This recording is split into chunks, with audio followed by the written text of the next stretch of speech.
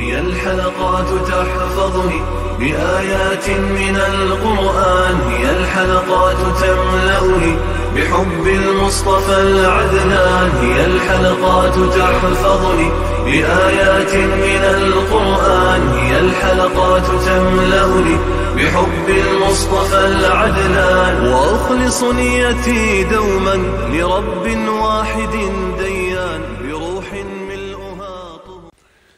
سورة قلم tafsiri birinci ayetden başlayıp okuyumuz inşallah. Bismillah, elhamdülillah ve salatu ve selamu ala Resulillah. Esselamu aleyküm ve rahmetullahi ve berekatuhu. Tövəndi diktinlağa İbn Kəthir Rahimullah'nın Kur'an-ı Kerim tefsiri Uygurca tercümesi Kalem suresi birinci ayetinden başlayıp okuyumuz inşallah. Hadi euzubillahimineşşeytanirracim. Sure Kalem Mekke'de nazil bolgan 52 ayet. Bismillahirrahmanirrahim. Nihayet şefkatlik ve mehriban Allah'ın ismi bilen başlayman. Nun. Kalem bilen ve ula yazgan nesile bilen kasem ki, ey Muhammed sallallahu aleyhi ve sellem, sen Rabbinin nimeti bilen müşrikler etqandek mecnun emas. Muqarrar ki sen elbette öksümez savabqa erişsen. Ey Muhammed sallallahu aleyhi ve sellem, sen hakikaten büyük ahlakka egisen. Kelgüsüde qaysınlarning mecnun ikenlikini sen körsen. Ulamı körüdü. Şübihisiz ki senin Rabbin özünün yoludan azganlarını obdan bilidi. Hidayet tapqıçılarını mı obdan bilidi. Üzüp okuladigan elif ve harfleri hakkında Sure Baqara'nın 5'de bayan kılındı.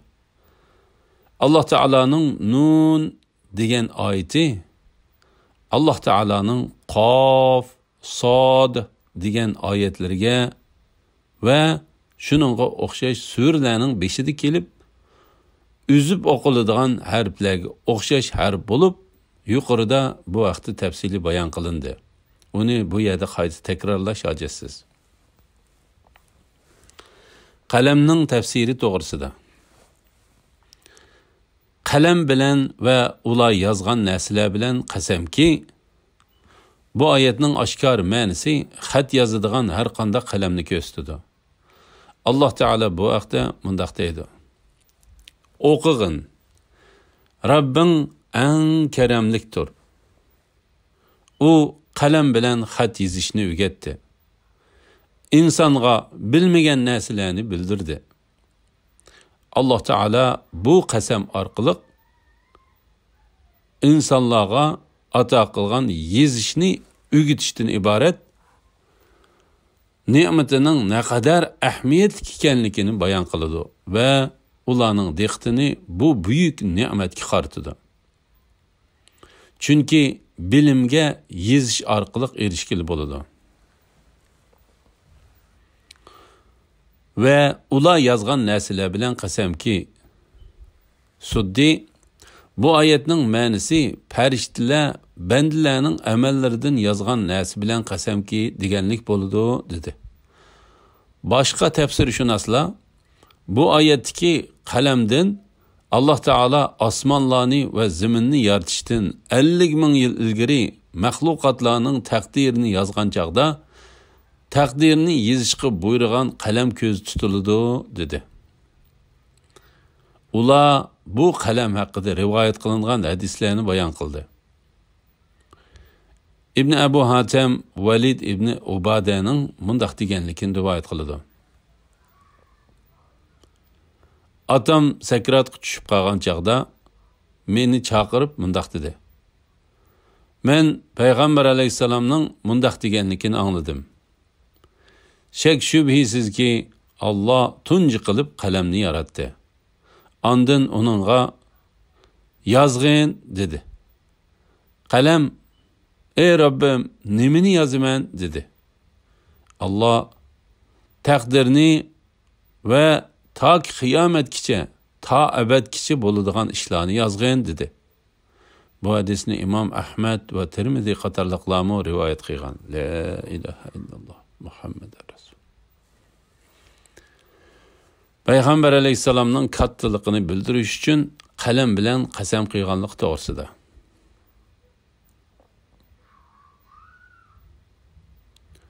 Ey Muhammad sallallohu alayhi vasallam, sen Rabbingning ne'mati bilan mushriklar aytgandek majnun emassan.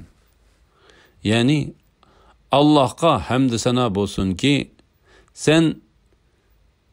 sening qavmingdan sen elib kelgan hidoyatni va ro'shan haqiqatni inkor qilgan, bu vaqtda seni saronga o'xshatgan nodonlar aytgandek majnun emassan. Muqarrarki sen albatta o'ksimas savobga erishsan.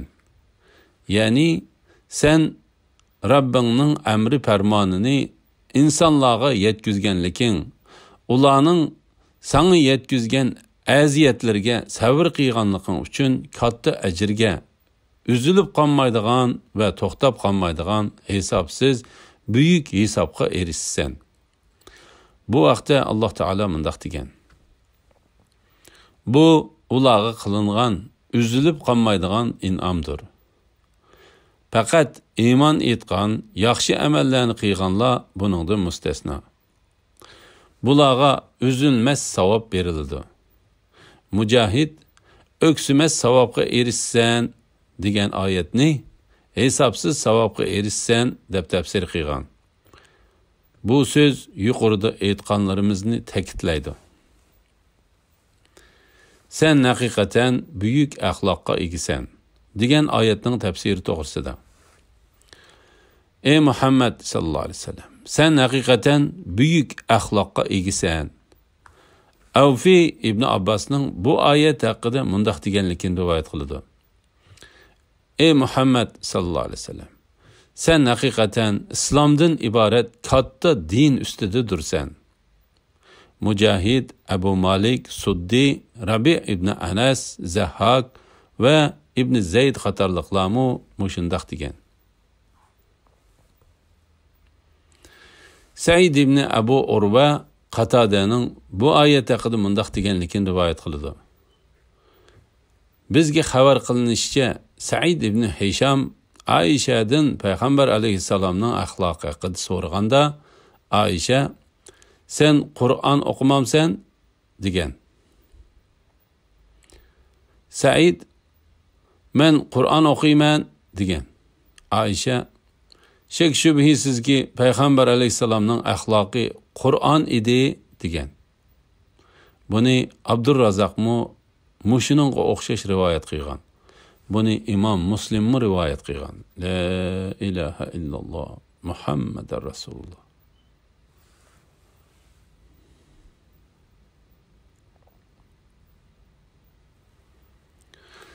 Bu oyatning ma'nosi Payg'ambar alayhissalom Qur'oni Karimning buyruqlariga va cheklamalarga chin esilgan bo'lib, o'zida yaratilgan Qur'onga munosib kelmaydigan ba'zi tabiiy mijozini tashlab, Qur'oni Karimni o'ziga esil sifat va axloq o'lchimi qilib o'zlashtirgan. Qur'oni Karim nimaga buyursa shuni qilgan, nimadan to'ssa shuni qilmagan. Bu esil axloqlardan sirt yana Alloh taolo uningda yaratgan hayolik, sehilik, botirlik, kechirimchan va mehribonlik qatorliq katta axloqlar bor. Uningda har qanday esil va go'zal axloqlar topiladi. Imom Buxoriy va Muslim Anasning mundaq deganligini rivoyat qiladi. Men payg'ambar alayhissalomga 10 yil xizmat qildim. U menga bir qitimmi ohoy deb boqmadi. U men qilgan biror ishni, "Nemishqa bu ishni qilding?" deb boqmadi. Men qilmagan biror ishni, "Bu ishni qilsang bo'lmamdi?" debmi boqmadi. Payg'ambar alayhissalom eng yaxshi axloqli odam edi. Men payg'ambar alayhissalomning olqinidan yumshoqroq ne yipak, ne shoy Təridim bəkrak xushpurak çıxıdığan nə misk, nə ətir purab baxmıdım. La ilahe illallah.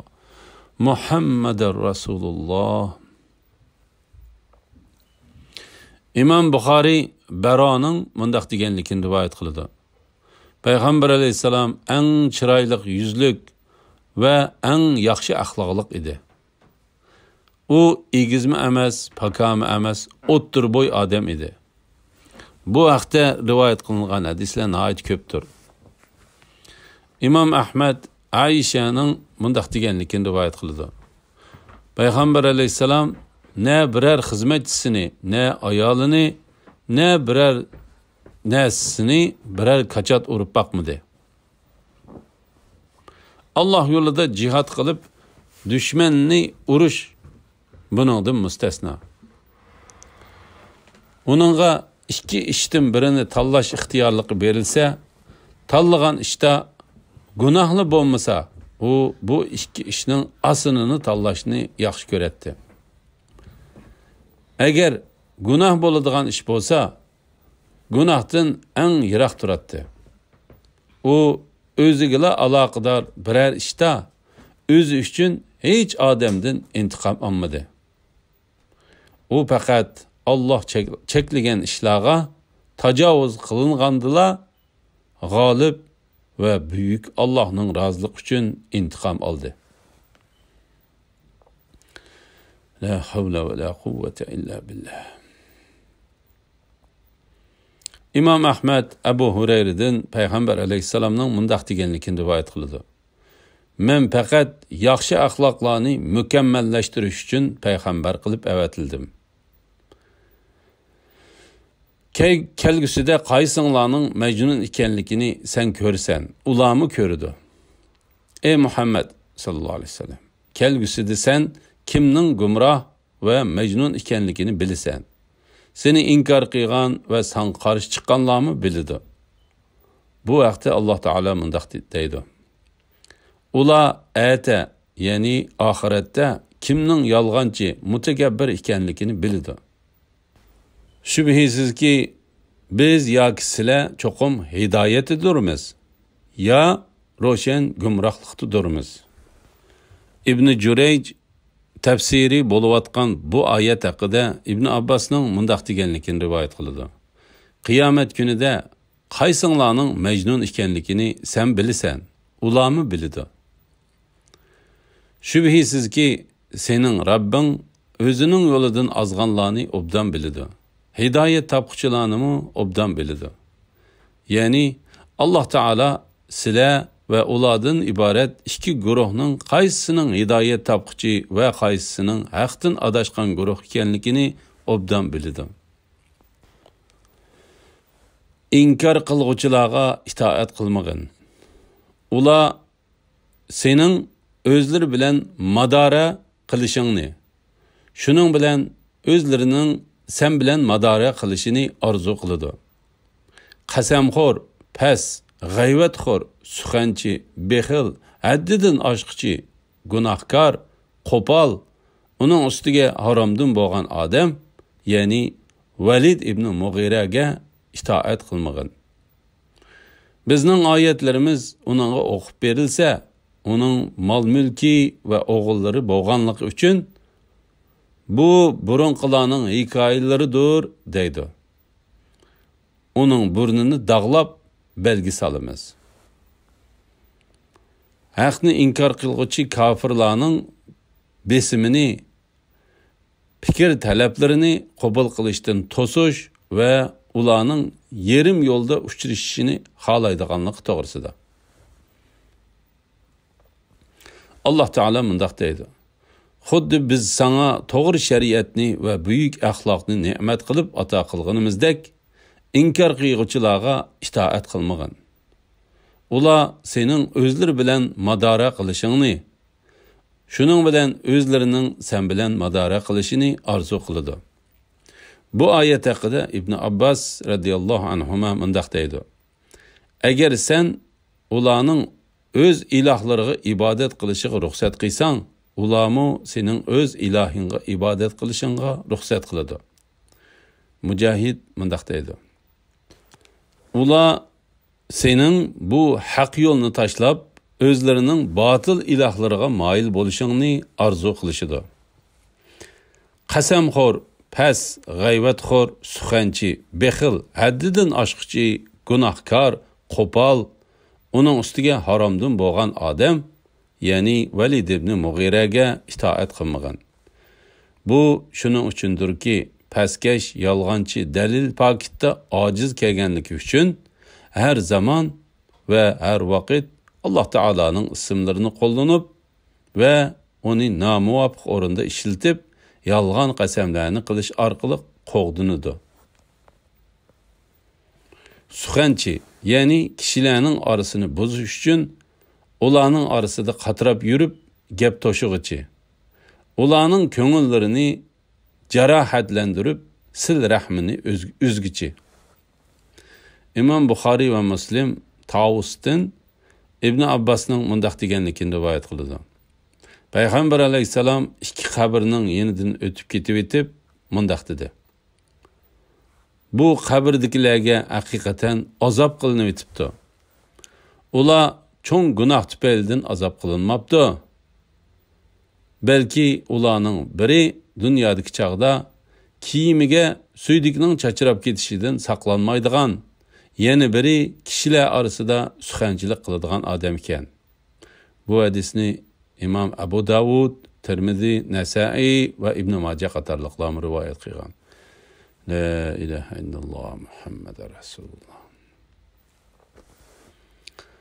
Imom Ahmad Hudayfidan Payg'ambar alayhisalomning undaq deganligini rivoyat qiladi. Kishilarning so'zini o'g'irliqcha tingshug'ichi jannatga kira olmaydi. Bu hadisni Imom Buxoriy, Muslim, Abu Davud, Tirmizi va Nasai qatorliqlar rivoyat qilgan. Bexil haddidan oshqichi gunohkor, ya'ni u bexillik qilib ustiga vojib bo'lgan narsani bermaydi va qo'lidagi yaxshilik qilishga tegishli ishlarni qilmaydi. Allah halol qilib bergan narsani iste'mol qilishda yo'lga qo'yilgan belgilamalardan oshirib yetadi. Harom qilingan ishlarni qilib gunoh o'tkazadi. Qo'pol, uning ustiga haromdan bo'lgan odam. Bu oyatdagi qo'pol degan so'zdan mijazi to'ng, bag'ri qattiq, muz chiroy va bexil odam ko'z tutildi.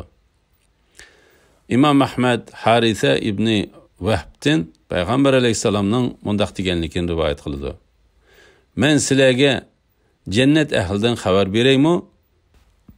Ojiz, kishilar tarafidan kamsitildigan, agar Allohning nomi bilan qasam qilsa, uningga amal qiladigan har bir odam jannat ahlidir. Men sizlarga do'zax ahlidan xabar beraymi? Qo'pol, bag'ri qattiq va haqdan bosh tortquchi har bir odam do'zax ahlidir. Vakining rivoyatida qo'pol, bag'ri qattiq, muzchiroy va bexil har bir odam do'zax ahlidir deyilgan. Bu hadisni Imom Buxoriy, Muslim, Tirmizi, Nasai va Ibn Majah qatorliqlar rivoyat qilgan. La ilaha illalloh Muhammadur Rasululloh. Imom Buxoriy qo'pol, uning ustiga haromdan bo'lgan odam degan oyat haqida Ibn Abbasning mundaq deganligini rivoyat qildi. U kishi Quraysh qabilasidan bo'lib, an silingan qo'yga o'xshash eski nomi bor odam edi. Buning ma'nosi u an silinganlikdan qo'ylar orasida oson toniladigan mashhur qo'yga o'xshash deganlik bo'ladi. Arablar nikohsiz tug'ilgan odamni haromdan bo'lgan odam deydi. Ibn Jarir va bir qancha imomlar shundoq degan. Bizning oyatlarimiz uningga o'qib berilsa, uning mol-mulki va o'g'illari bo'lganligi uchun bu burunqilarning hikoyalaridir deydi. Alloh taolo mundaq deydi: Alloh uningga ne'mat qilib bergan mol-mulk va o'g'illarning badaliga u g'olib va buyuk Allohning oyatlariga kofir bo'ldi. Allohdan yuz o'rdi va Allohning oyatlarini burunqilarning hikoyalaridan elingan yolg'on so'zlardir deb bildirildi.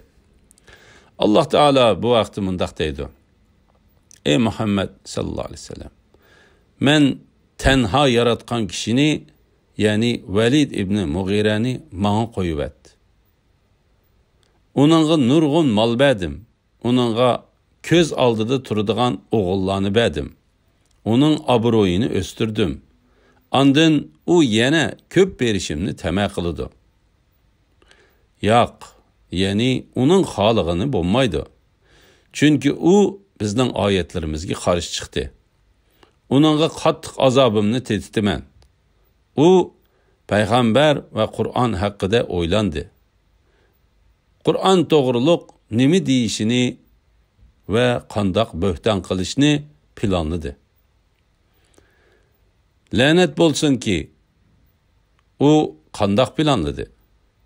Yana lanet bo'lsinki, u qandoq planladı. Ondan u qaridi.